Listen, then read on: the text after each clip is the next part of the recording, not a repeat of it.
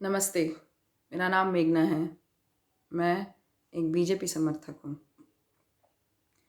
आज इस चैनल में मेरा सबसे पहला वीडियो है और इस वीडियो का टॉपिक बीजेपी ना रहकर एक बहुत ही सेंसिटिव मुद्दा है। जैसे आप चैनल का नाम सुन ही रहे होंगे, बांग्ला मानुष। बंगालियों के लिए स्पेसिफिकली ये चैनल बनाया गया है जहाँ पे वो अपना प्रॉब्लम्स एड्रेस कर सकें और वो एक मंच पाए ताकि वो अपनी दुविधाएं, आपदाएं इस चैनल के माध्यम से मेरे तक शेयर कर सके ताकि मैं उनकी मदद कर सकूं, ऑफ कोर्स बीजेपी के माध्यम से। कुछ कहना है कि क्यों मैंने बीजेपी ज्वाइन किया। बहुत साल पहले जब मैं राजनीति की तरफ मेरा झुकाव बढ़ा तो मैंने कोशिश की कि मैं तब के रूलिंग पार्टी कांग्रेस को ज्वाइन कर सकूं। ऑफ कोर्स कार्यकर्ता बनकर। मैं नहीं चाहती थी कि मुझे कोई बड़ा पोस्ट मिले। पहले कोई भी जगह पे हम जाएंगे तो पहला कार्यकर्ता ही बनेंगे, सीखेंगे काम, फिर ही तो आगे बढ़ पाएंगे। पर तब के मेरे लोकल नेताओं ने मुझे पार्टी में लेना खारिज कर दिया। उसके बाद मैं गई एनसीपी राष्ट्रवादी की तरफ। वापस वहाँ से मुझे लताड़ा गया। फाइनली जब मैं बीजेपी के कार्यालय पूना में दगड़ू सेठ के वहाँ पर मैं गई थी, तो बंगाली होने के कारण से गई थी क्योंकि मुझे भाजपा के वरिष्ठ अधिकारियों को न्योता देना था। वहाँ पे मैंने मेरी इच्छा जाहिर की कि मुझे भाजपा ज्वाइन करना है। आप लोगों को पता है उसका तुरंत रिएक्शन क्या था? ना लताड़ा गया, ना धिक्कारा गया। मुझे तुरंत 1 मिनट के अंदर पार्टी में लिया गया। उसके बाद अगले 4-5 दिनों में जब हमारे माननीय नेता श्री किरीट भाई सोमैया जी पूना में आए किसी कार्यक्रमवश, तभी मुझको भाजपा में ऑफिशियली शामिल किया गया। ये है एक मान सम्मान एक आम आदमी को जो भाजपा देता है, जो बहुत सारे लोग नहीं जानते हैं, नहीं समझते हैं और हमेशा भाजपा के नाम का गलत नारा लगाते रहते हैं। मुझे बीजेपी में इंट्रोड्यूस करने वाले श्रीकांत भारतीय जी ये हैं जो पिछले सरकार में ओएसडी रह चुके हैं। तो भाई और बहनों, आप मुझे एक बात बताएं कि जो पार्टी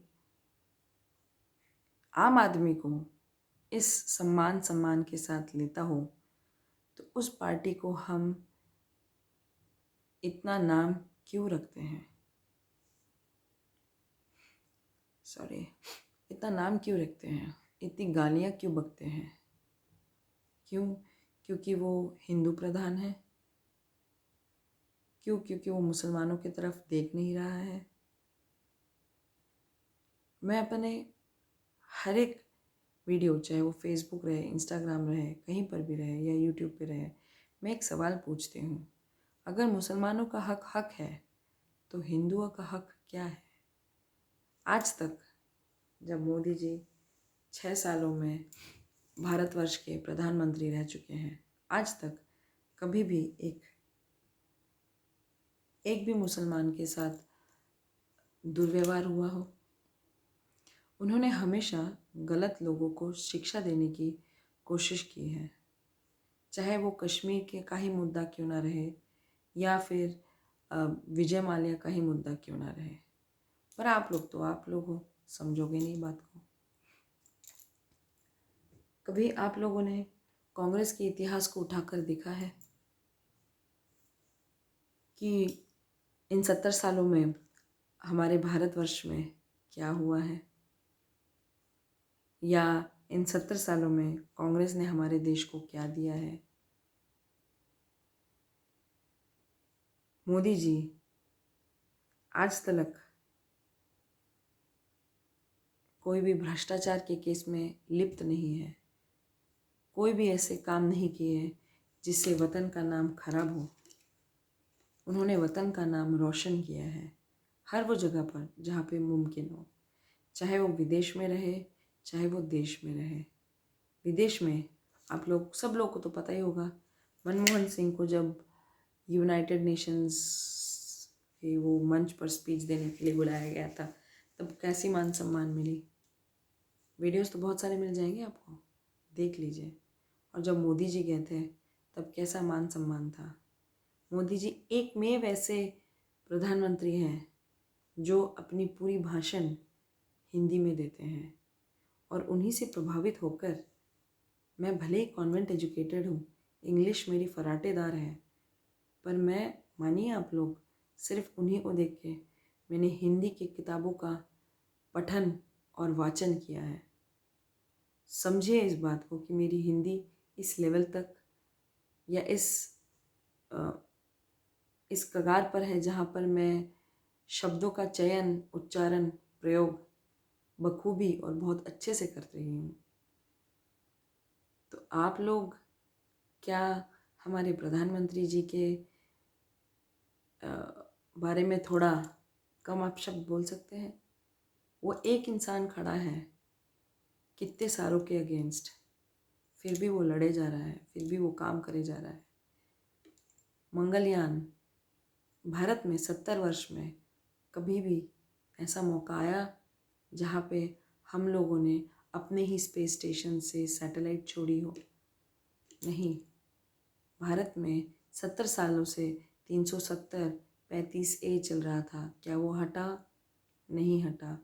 बनिस्बत इसके कि 370 में साफ साफ लिखा था वो टेम्प्रोररी है, फिर भी टेम्प्रोररी 70 साल चला मेरे दोस्तों, 70 साल। 1947 में जब भारत और पाकिस्तान का बंटवारा हुआ, तब कितने सारे हिंदू भाई बहन और कितने सारे मुसलमान भाई बहन अपने ही घरों से विस्थापित हो गए, अपने ही घरों को छोड़ना पड़ा रातों रात। कभी उनके इस त्याग तपस्या के बारे में सोचा है? नहीं। आज 70 साल के बाद जब आप लोगों को सेक्युलर डेमोक्रेटिक तरीके से चलना मिल रहा है, तब आप एक दूसरे के धर्म के ऊपर उठ रहे हैं, चाहे वो हम रहे, चाहे वो आप रहे। हम लोग कब ये सब बंद करेंगे, कभी सोचा है? आज की जो पीढ़ी है, आज की जो यंग जनरेशन है, वो समझती है कि वो सब जानती है, वो समझती हैं कि वो सब देख चुकी है, पर गलत है। अगर मेरे इस वीडियो को कोई भी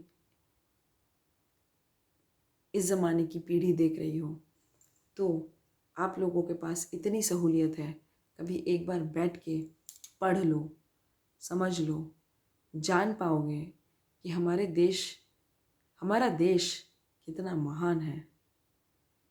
इसमें बहुत सारे क्रांतिकारी लोग हैं, जो चाहे वो हिंदू रहे, मुसलमान रहे, सिख, ईसाई रहे, सब लोग सर्वधर्म समभाव से रहते हैं। पर कुछ ऐसे राजनीतिक लोग हैं जो अपना उल्लू सेकते हैं ताकि हिंदू मुसलमान गुटबाजी करते रहें और सदा सर्वदा लड़ते रहें। आप लोगों को समझ में आना चाहिए, आप लोग इतने तो पढ़े लिखे हो। खैर, मेरा टॉपिक से मैं डाइवर्ट नहीं होना चाहती हूँ।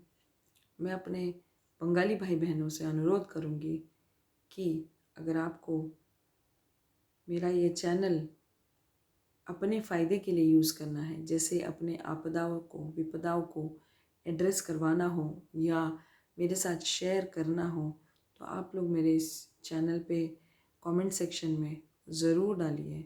मैं आपकी पूरी तरीके से मदद करूँगी। हाल फिलहाल मैं पूना से हूँ और मैं लोकल लेवल पर ही काम कर सकती हूँ। मैं नहीं चाहती हूँ कि मेरे कोई भी बंगाली बंधुगण किसी भी आपातकालीन स्थिति में अपने आप को अकेला पाएँ। मैं चाहती हूँ इस वीडियो के माध्यम से आप सब वो बंगाली लोग मुझ तक पहुँचे और अपनी प्रॉब्लम्स को डिस्कस कर सकें। इसी के साथ मैं अपना यह वीडियो समाप्त करने की अनुमति चाहूँगी और यह भी कहूँगी कि हमें एक बार फिर से सोचना पड़ेगा कि हम इस देश में रह रहे हैं, क्या हम हमारे संवैधानिक अधिकारों को ठीक से उपयोग कर रहे हैं? क्या हम मोबाइल पर इंटरनेट द्वारा दी गई ज्ञान का ठीक तरीके से अनुसरण कर रहे हैं? क्या हम अपने बच्चों को ठीक सीख दे रहे हैं? ऐसे और भी कई वीडियोस मैं डालती रहूँगी, ऐसे और भी कई वीडियोस मैं बनाती रहूँगी। उसी के साथ भारत माता की जय, जय हिंद और इनकलाब जिंदाबाद।